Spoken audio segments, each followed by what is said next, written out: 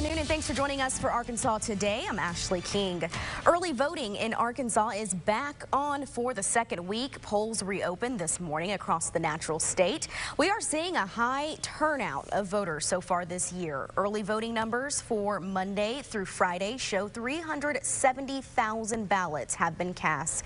Nationwide, a record 59 million voters have hit the polls. Now, early voting goes on all this week through Saturday. Remember, Monday through Friday, polls are open from 8 a.m. to 6 p.m. and on Saturday from 10 a.m. to 4 p.m. Next Monday, November 2nd, is the last day for early voting.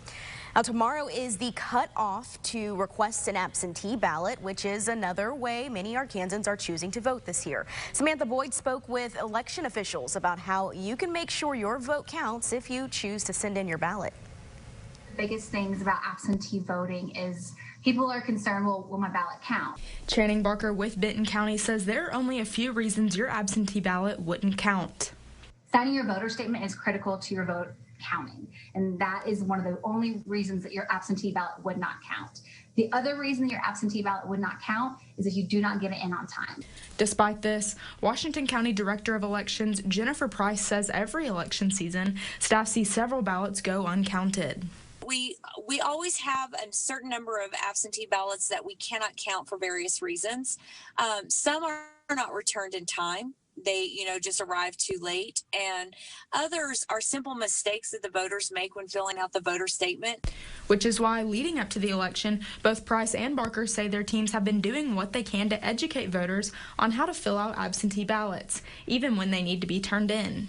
So we included a checklist with every absentee ballot that was mailed along with their voter statement, hoping to prevent some of those simple mistakes that a voter might make. We do every effort to make sure that if you have forgotten to sign it, that we do reach out to you beforehand. That's why it's incredibly important to get your absentee ballot in prior to the deadline so that you do have that space if something were to happen. If you're concerned your absentee ballot will not be mailed in time, you can always bring it to your local county clerk's office.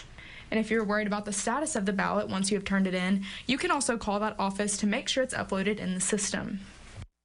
And here are some important dates you need to know if you are voting with an absentee ballot. The deadline to request one by mail is tomorrow. They must be returned in person by next Monday, which is the day before the election, and your absentee ballot must be received by mail by Election Day.